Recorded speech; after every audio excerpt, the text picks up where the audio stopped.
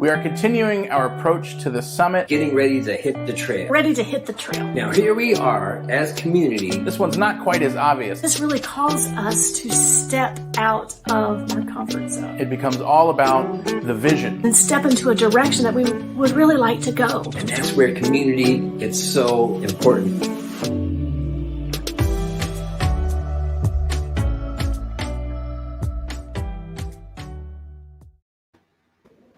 Hey there, welcome to Truth Be Told. This is Soul Evolution Collaborative, and believe it or not, this is episode 50, which is like mind-blowing to me. We've been doing this for 50 weeks straight, and no signs of stopping, just in case anyone was curious. We are continuing to do this every week, and it is just gets better and better and more fulfilling for us, and I assume all of you watching as well. Next month is going to be a whole lot of fun because we're actually celebrating our 1-year anniversary, because that's coming up really quick, which is pretty cool. So tonight, this is episode 50. We are continuing our journey approaching the summit, and tonight is hitting the trail, which is our next step in this fun little metaphor that we've got going on, because the week of our 1-year anniversary, we are hosting the O-Shift Now What Summit. All online, it's virtual, and we're having amazing speakers come in November 8th through 11th, evenings, East Coast time, 7 p.m., and it's going to be what I know is going to be an amazing time, because these speakers live and breathe, sleep and eat and rinse and repeat, whatever else rhymes with that. Science of mind, universal principle, this conversation that we are having all the time. And it is all about recognizing the things in our world that are ready for change, and how do we actually do that? How do we as individuals make that change? How do we as a community make that change? And how do we as communities influence the entire world towards making shifts that create new ways of being, new ways of doing life, ways that actually work for everyone? So seriously, check out, as soon as this video is over, go to our website, and there will be a pop-up about this event right on our homepage waiting for you, November 8th through 11th. It's going to be pretty amazing. It's evenings, 7 p.m. East Coast, Eastern time. It's going to be pretty fantastic. So check that out. That's enough of me shamelessly plugging our own event on our own show. But hey, it's our show, so why not? So let's get on with why you are really here, which is hitting the trail, approaching the summit. This is week 3. Sit back, relax, and enjoy.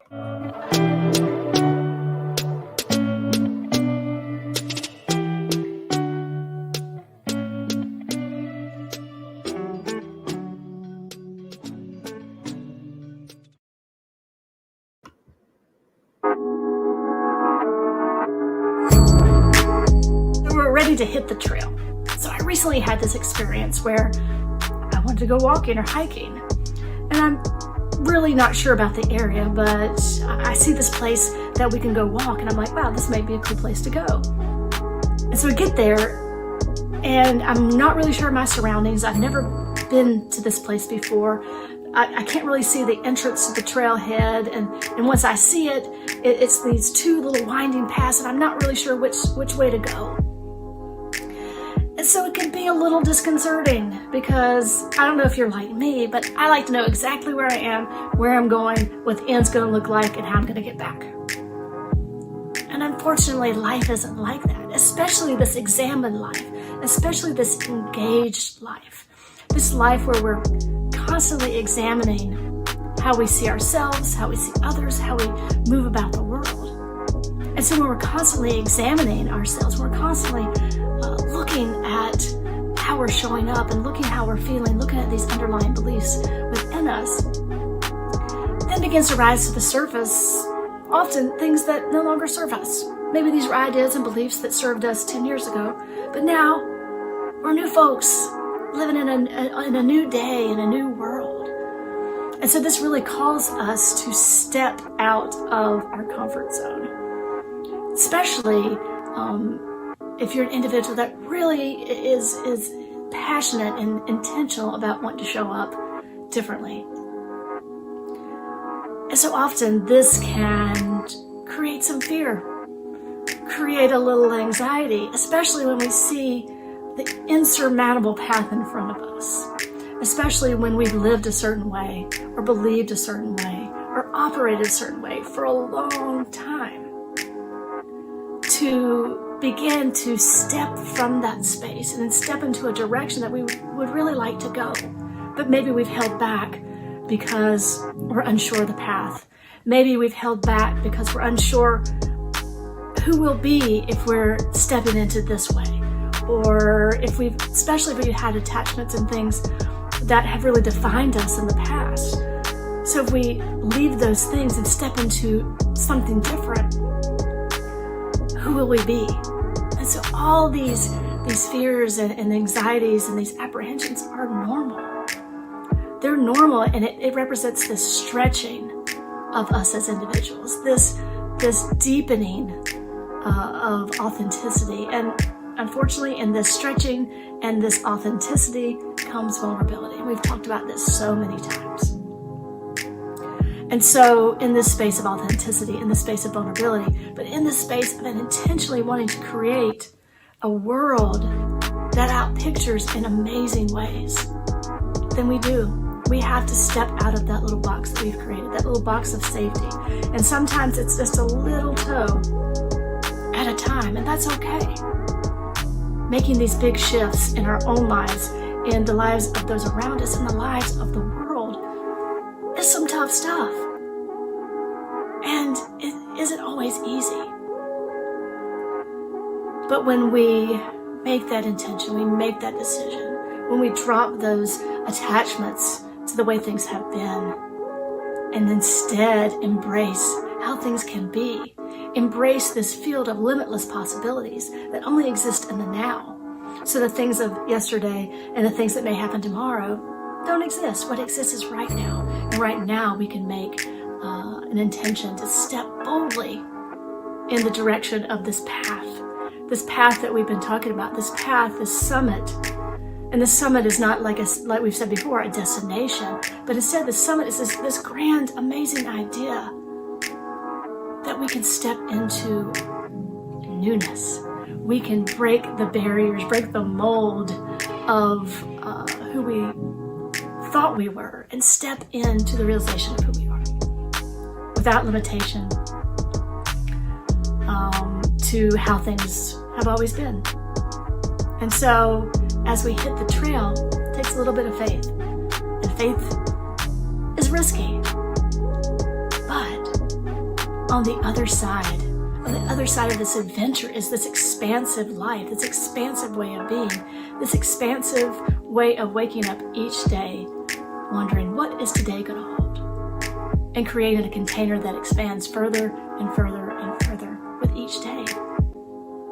And allows us to feel that space with the joy and the love and the wonder of life. And so we're hitting the trail. I wonder what is just around the bend.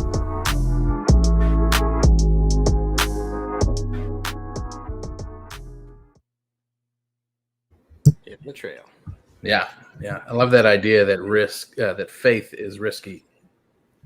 Yes. There's Well, isn't something that the about nature that. of faith? Yeah. Yeah. But the interesting thing about that is the only place that's risky is here, right? Like faith is not risky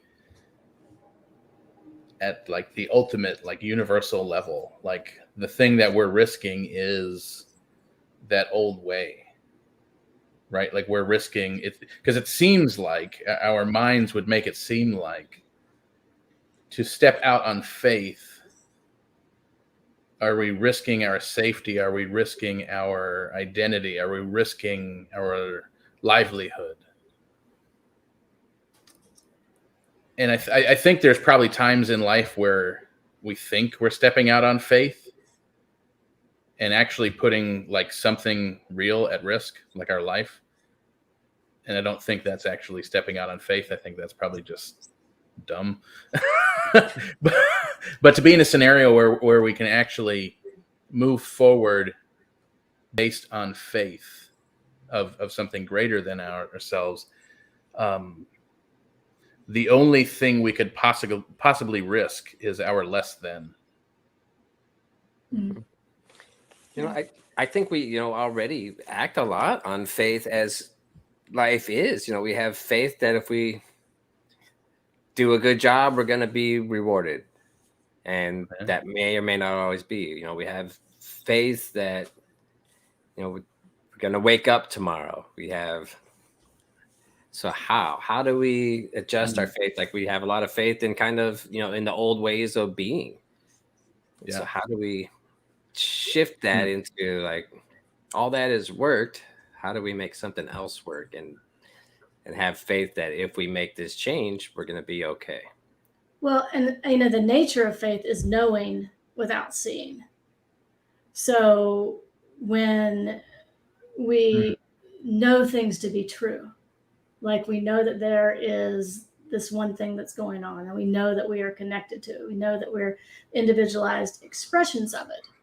So we know that. And so we step out in these areas of expansion or growth, and we may not kind of know exactly what that step looks like or what's going to be the next thing around the corner. But we already know. And so then we can step out and not necessarily have to see, because we know that there's something underneath. Oh, it's kind of like, the Indiana Jones. Remember the Indiana Jones where he's like across the, trying to get to the Holy Grail. And so you look at one way and you can't see the path, but when he shifts, then he sees that there's an actual bridge that goes across. And so for me, that's kind of what faith is. It's like, that it's there.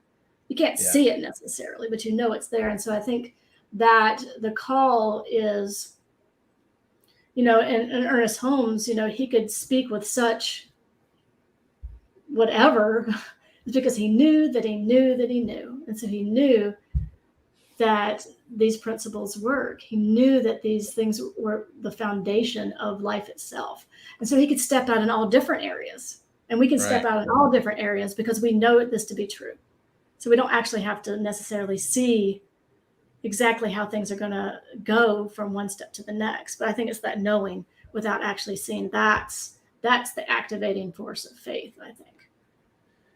And I wonder if people are having a harder time, even with just the word faith lately, because of the ways that faith gets used and kind of tossed around. Because even just as we're talking about it, it is believing in that which we can't see. And yet, like, the entire Western civilization to date, and anyone alive today has been raised in the world of Newtonian physics. And if you can't see it, if you can't prove it to me, it's not real. Yeah. And so we're currently in a period in history where I think faith is being misused a lot as a way to, like, bypass the way reality is showing up. Yeah. Right? Like, oh, Jesus will protect me. God will protect me. Yeah. And then how many, I don't even want to go there, but it's too late. We've already started. How many, like, anti-vax fundamental Christian ministers stood from the pulpit and said that, and then died of COVID. Right. But that was in the name of faith. And it's like, so I wonder if there's a reluctancy towards even, like, the willingness to do that. Is it if we are talking about something like placing our faith in that which we can't see, I think that's the interesting part about religious science, right? Like, the philosophy we believe in here, it is kind of a prove it for yourself kind of philosophy. And I had to prove it for myself, when I started this, and to a certain extent I still am. I don't believe it just because it's written in the book, or just because it shows up in some sermon, or just because it was in a class or whatever. It's like, I had to like prove it all. does prayer, does affirmative prayer actually do something? And through years of doing that, finding yeah, if I said this and declared this in a prayer one day, and then this was the direct result of that, like, Yeah. I mean, there's been some crazy stuff that's turned around like overnight because of some prayer. And just how that shows up, like how there are universal principles that we can prove to ourselves, but I don't know we'd ever be able to prove it to somebody else. But it is, I guess I'm just saying all this because it does feel like a rehabilitated version of the word faith for me. And I don't know if that comes across in our message or not, but this is not like the Jesus will protect you. Yeah. And if you believe that, cool. I mean, if you actually believe that, fantastic. If that works for you, great.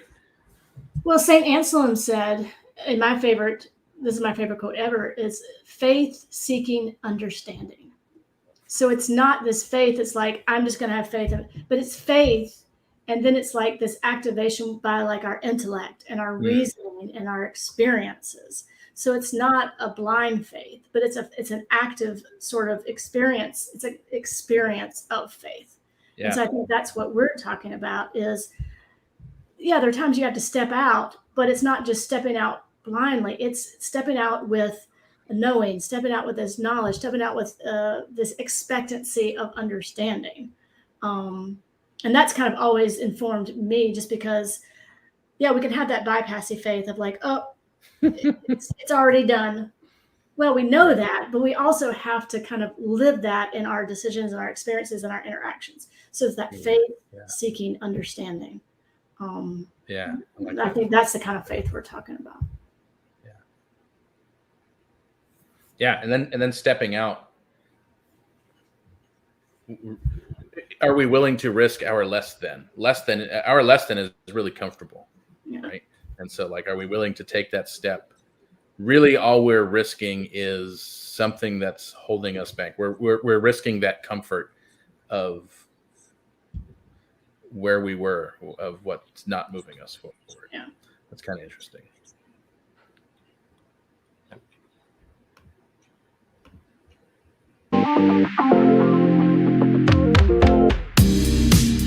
Now here we are as community getting ready to hit the trail. So many different things have to all come together in order for us to reach our destination. So we picked the trail, we've mapped out our general process, we've all agreed upon the destination, and we want to get moving. So we have to remind ourselves that there's a bit of faith that comes into this. We're not going to know every single step before it arises. As we look at, we're climbing a mountain and we look to the top of the mountain, we can't predict what every single step is going to be. We can't see it, we're not going to know. We just have to have faith that when we get to the different obstacles, we collectively, as our community, are going to be able to figure out how to get through that hurdle and keep moving along together. And that's where community gets so important. Just like climbing the mountain, there's going to be times where there's places, depending on the difficulty, that we wouldn't be able to do it alone. And that's why we have to be able to rely on other people, others that have the same vision, the same idea, the same goals, the same vision for the future. We need to stay in communication and we need to be working hand in hand. And when we get to these obstacles, I may have to have somebody push me over that next spot so that then I'm in a place where I can help pull the next person up. Teamwork efforts come in a big way, and that's absolutely going to be the case as we continue to create a new world, a new way of being, mapping out the new path. Now, we may not reach that destination in our one day, and that's okay. As they say, a bad day hiking is better than a good day working. It depends on what you do for work. However, I digress. When we're moving forward, we are blazing the trail, especially if we're creating a brand new path. We're blazing that trail. We may not make it to that destination this day. And that's okay, because we have laid a foundation. Maybe we placed some bolts for the people that come behind us to make their climb a little easier. And maybe we come back in a week, and now we've learned a couple things about our path. As a community, we've communicated that with others to help make their paths a little easier. And as long as we just keep our eyes on the prize, moving in the direction that we have chosen, it's all good. We don't need to rush ourselves, berate ourselves when we slip back, berate ourselves when we forget about where it is we're going. Sometimes we might slip back into the old ways, our old default patterns that help us cope, or whatever it is. We need to go easy on ourselves and support one another. We keep our eyes on that vision of what it is, and as individuals, as we ebb and flow, we have ups and downs. So as a community, we are here to hold our hand out for one another, to remind ourselves of where we're going, keeping our collective vision focused on that future. Now, life, we hear this saying a lot, life it's a marathon, it's not a sprint. Well, human evolution is the biggest ultra marathon that you can imagine. It's a never-ending ultra marathon that we're all on together. And the key is, yes, when we hit that vista and that summit, and we look back and see the view out before us, what a magical feeling that is. But at the same time, it's really about the journey. It's about the climb up there. So when we're taking intentional steps in that direction, that should be what we need to keep us going, to keep us moving in that direction and enjoying every step of it along the way. And community is so important in order to share that joy, share that enjoyment, share the vision, bounce the ideas off, pick different paths that we might try this time, try something different next time, experimenting and keeping more and more people involved, and keeping our eyes out for others that are also wanting to go to the same place that we go. And as we begin to build that community amongst other communities, this is how we really get to a place to where this future is amazing and we're all in it together. So hope you come along, enjoy this hike, and let's help one another.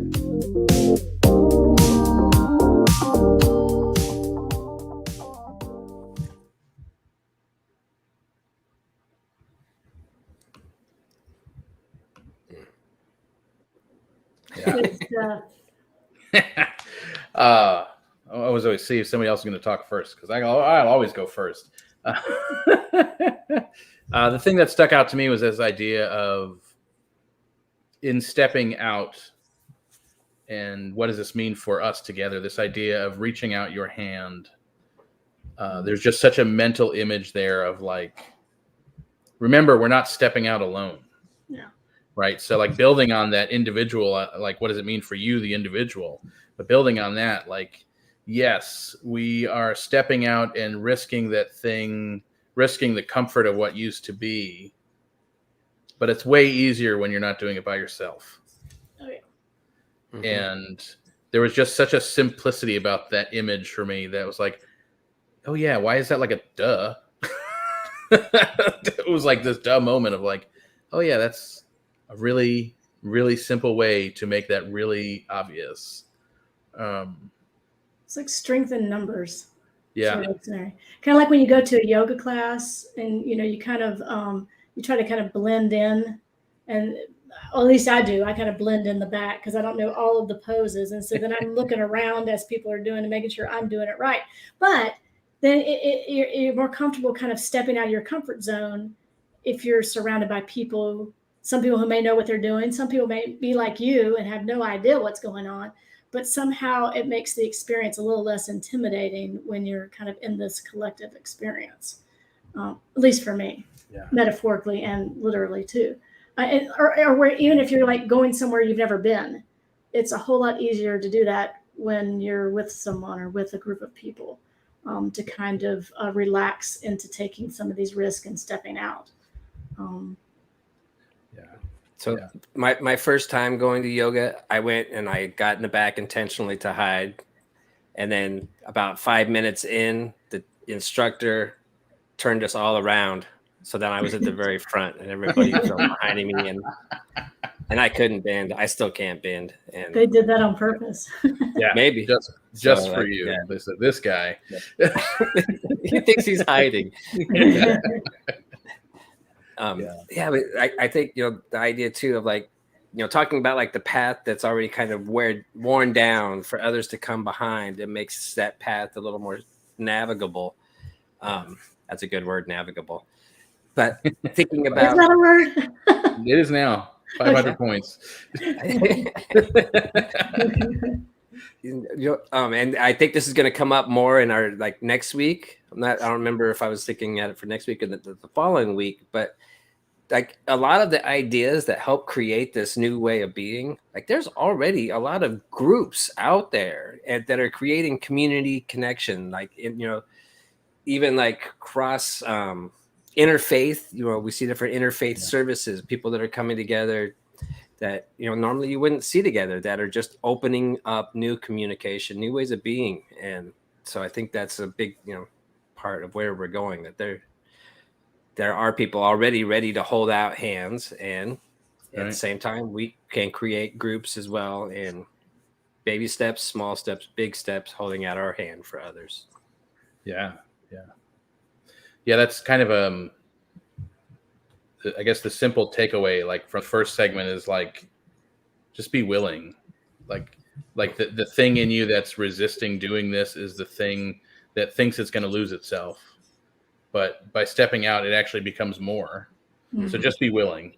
And the takeaway for me in this second segment, is find a community of people who are also doing that. Yeah. Like that support. Because everybody has their talent, and none of those are the same. Everybody offers something very unique of themselves to the group, to the community.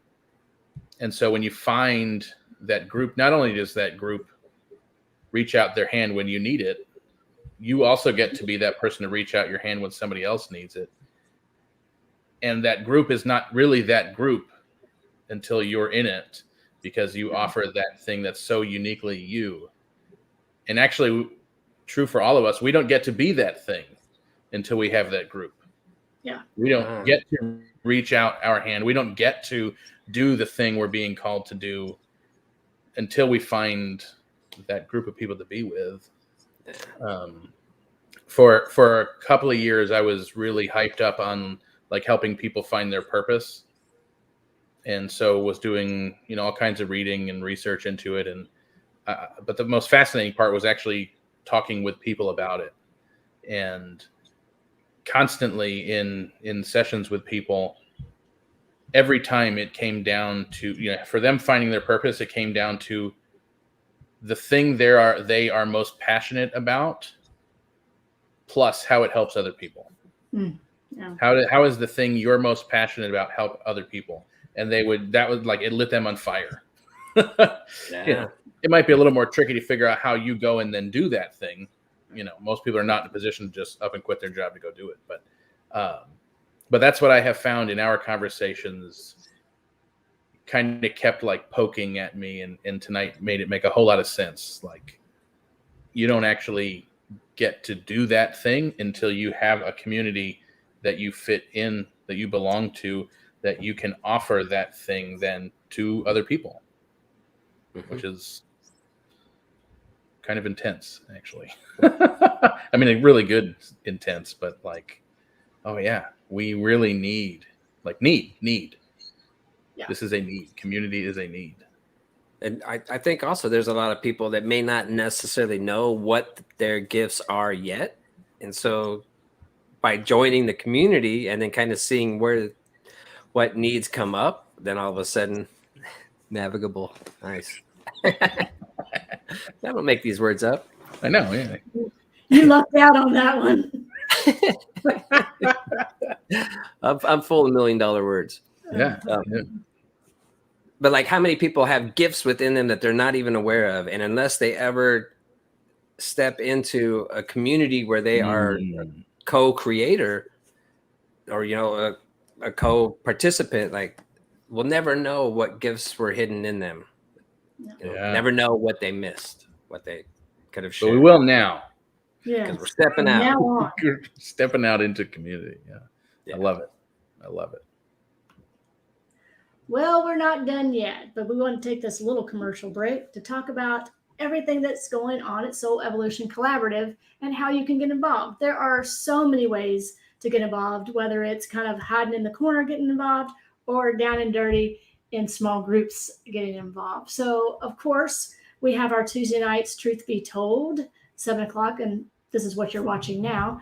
On Wednesdays, we have Unwind Wednesday with Chris, and this is a way to get into some deep spiritual practices of meditation and mindfulness. On Thursdays, we have The Gathering. So this is our small group gathering where we take the topic or what we've been discussing over the week, and we kind of we actually sit down and talk with folks one-on-one in this really small group setting, how this shows up in our own life. Now, this may seem a little scary because small groups sometimes can be scary, but I promise we do not bite, and it is an amazing experience to get together with like-minded folks, to learn about each other's experiences and how it can enhance our own experience from the things that we learn. A new thing that we've been starting on Sunday mornings at 12:30 is Strip Down Sunday. And no, it does not sound like what you think it is. This is just kind of the down and dirty of Sunday morning. So we've really just kind of stripped away some stuff that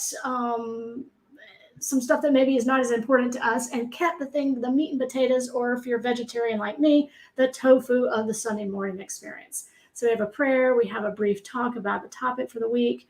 And so a lot of insightful ways to apply these principles practically in our lives.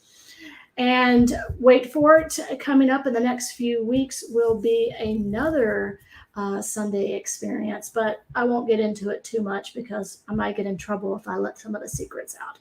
So there's so many ways to get involved. And one last thing, as Reverend Dan talked about at the very beginning, we have our Oh Shift Now What Summit coming November 8th through the 11th at 7 p.m. each evening. You can find all the information on how to get involved in all these activities on soulevolutioncollaborative.org. All right, that's it for the commercial break. Back to the show.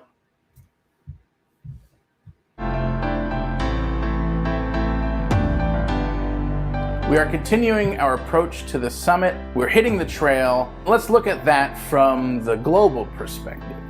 It might not be quite as obvious how this metaphor that we've been playing up all month applies to the global perspective of hitting the trail. This one's not quite as obvious, but I promise it is just as impactful and just as important. So the idea of hitting the trail, we're taking out our map, we're following the path that we have made all the preparations to follow. So we're going from point A to point B. We take out our map, and that is going to show us the route, how to get there. We have everything that we need. We've taken all the preparations to take this route so that we have all the supplies. We know how long it's going to take. We know where we're sleeping, what nights, and all of those details are all worked out. So what does this look like for the global perspective? What does it look like to hit the trail globally? Hitting the trail becomes a lot more of a metaphor rather than the imagery of actually doing this when we take this global perspective. But really how this translates is it becomes all about faith.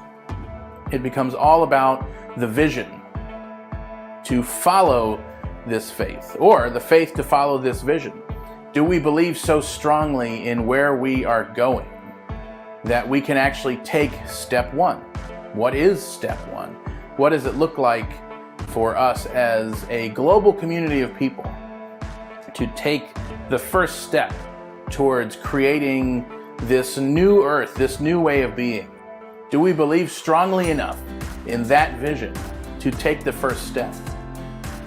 And ironically, this global vision comes down to each of us as individuals playing our role. And so what does that look like? And I think the thing I want to address the most, because there's so much to look at here. The one thing I want to address the most is, I think it is really easy to look at this massive vision and just become so overwhelmed that we're like a deer in headlights, totally stuck, having not the clue where to go or what the first step even is. And so when we just breathe and let our shoulders drop a little bit, I can feel the tension even just talking about it a little bit, right? if we just take that breath and recognize that this week, if we are setting out on the trail and we are following the path we have routed out on our map, that is our vision. Our vision is that beacon off in the distance that we have already set. We know this is the direction we're going. We've never taken this path before, so we have no idea what the trail really looks like other than what our map shows us. And for us, the map is the vision. The vision is what we're doing, how we're getting there. And so the first step on this vision is just reaffirming that, yes, this is the direction we want to go. It's really easy for that overwhelm to creep in, and we say, well, our mind says, those things we were doing before, they may not work all the time, but it sure is comfortable. It's really comfortable to do the thing that we know, which is why it's persisted so long. So to stand in that sense of overwhelm or discomfort and look at that and go, okay, we're going to take step one and step out to hit this trail, to move out globally together. The more people we engage in this conversation, the more people we have engaged in casting and looking at this vision, the easier it is to step out, the easier it is to take that step and to make it a practice of declaring that we have the faith. We don't know what the path looks like, and yet, yes, this is the direction. Yes, I believe that the universe is actually conspiring for us, that there are actually powers at play behind the scenes, not separate from us, not things that are making decisions outside of our own experience, but powers, universal law and principle working behind the scenes that is actually bringing us closer to our greater good. Yes, I believe that. Yes, I have the faith to take this first step, having no idea what the rest of this trail actually looks like. And that is how we hit the trail as a global community. That is what this week is all about. It is just being more and more clear.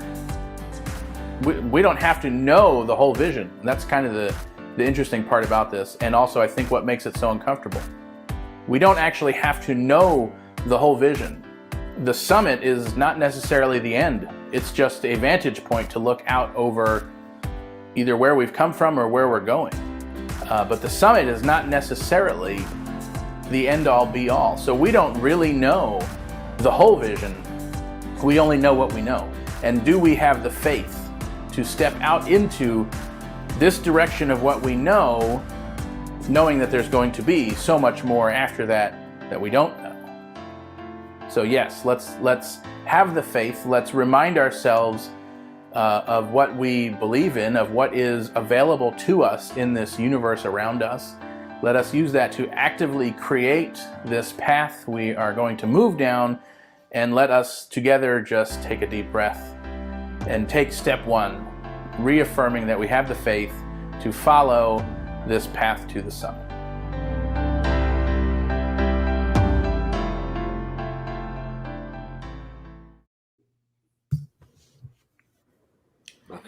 I like that you brought up the, and I think we see this a lot, like this almost like paralyzing effect when we have this vision of how we want things to be or how things should be. And it's like the things we see are so not that by like a long shot. And it's like, what do I do?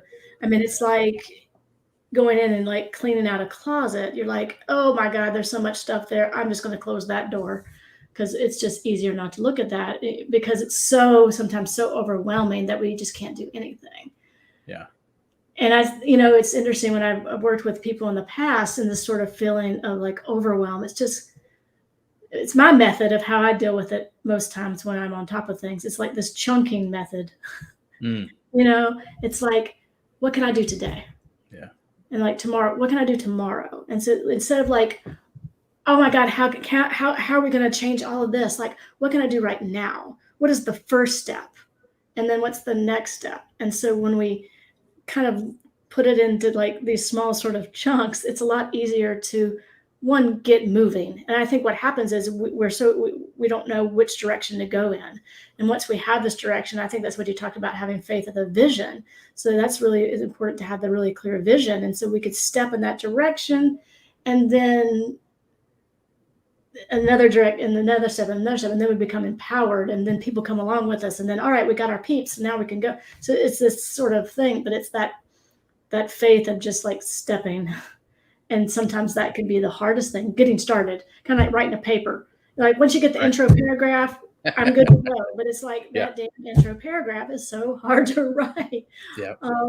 But it's kind of what guides the rest of the process. And so, I think that's just so important, because I think people get so overwhelmed. They're like, oh, there's nothing I can do. And then we do nothing. And here we are, and we don't want to have this same exact conversation 5 years from now.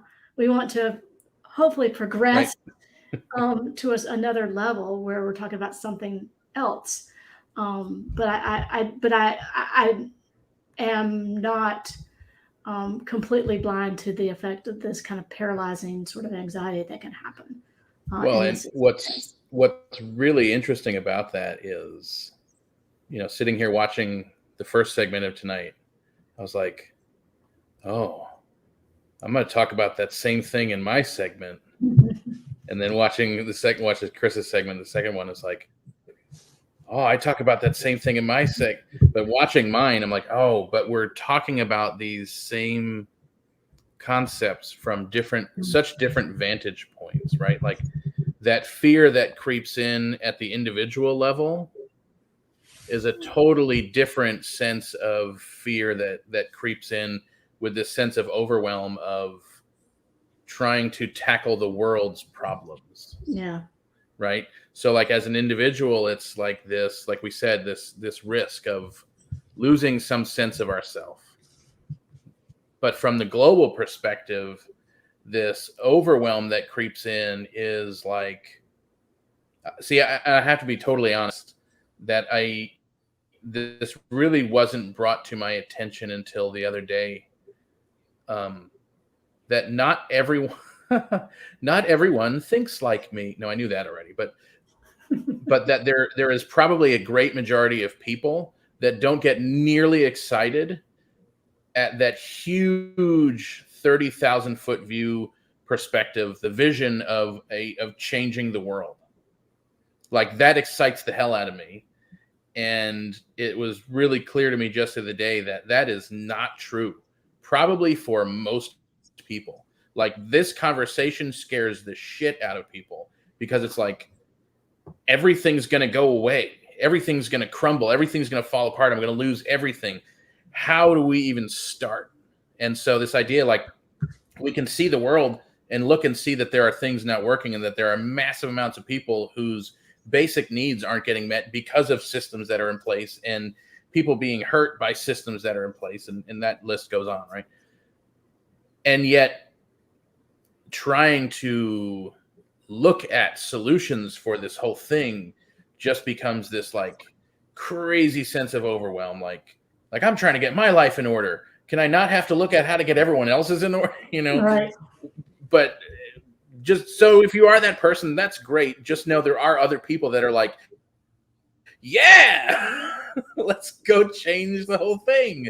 That like we do get excited by this big vision. And I think that brought me back to the perspective, Chris, that you were talking about of there will be someone there holding out their hand to take this step. Like we do all need to take this first step, or at least all of us in a community, all of us in several communities, many communities need to take that first step. But you don't have to be the first one. No. Right. Yeah. Like there are going to be people, you will have your spot in line to walk that path. Which really, is kind of how it works all the time. We don't even recognize it. I mean, our whole lives, most of us have been walking paths that somebody else kind of mowed down for us, at least somebody, if not many, many, many somebodies. This is just such a crucial conversation, it seems like. But it was very interesting for me to have that realization the other day, and to like, yeah, that's a powerful thing. Like, this is that global perspective is going to allow that creeping sense of overwhelm to kind of come in for a lot of us, probably all of us at some point. Yeah. Mm-hmm. Now, it's interesting. So one thing that's coming to me is that there's like lots of levels of how engaged in this new way of being you can become. Goes back over like 10 years ago, and we were having a conversation with a police officer in a restaurant. He was one of our regulars. We were talking about how you stand up against the system that you know has some inherent flaws. And his response was, well, here's the problem is, so many people that understand the system they're in has flaws are afraid to speak up because you have a mortgage. You have a boat payment is what example he used. And so that's where, like a lot of fear comes in. Like if I speak up and I'm the only one speaking up, I lose my job, I lose like this mortgage. Yeah. And so there's different levels because there's some people right now that are embracing like, the minimalist movement, the tiny homes, like freedom from a mortgage, freedom from these other things that puts people in a more elevated place of power to really use their voice and not fear like the drastic repercussions.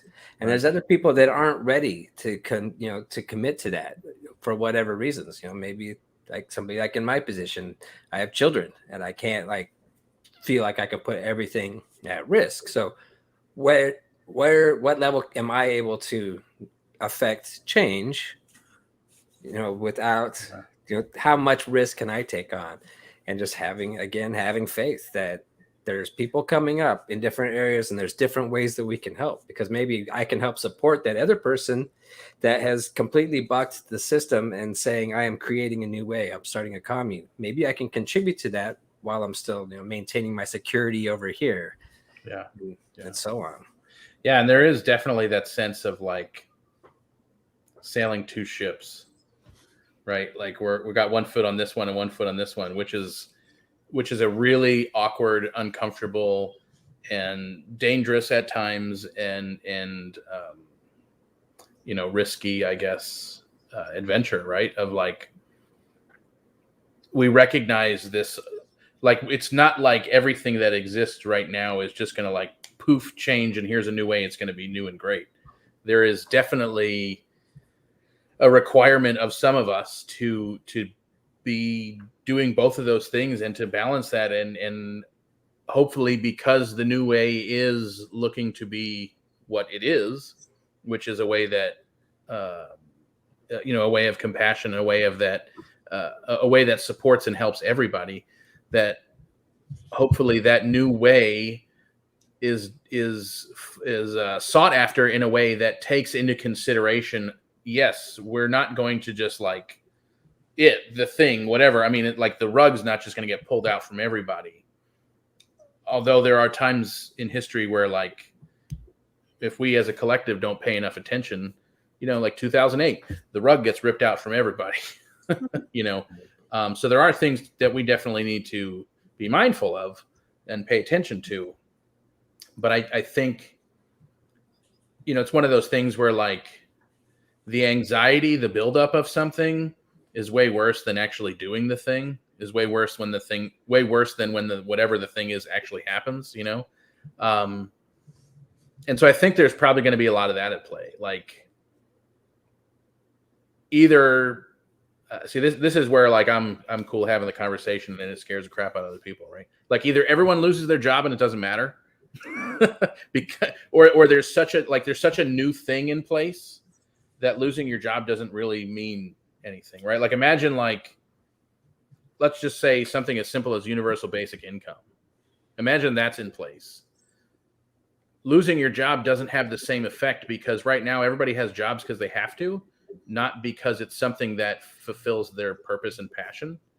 And so let's say there is universal basic income. Well, yeah, we can buck the system because we don't necessarily require that job in order to thrive or even just meet our basic needs.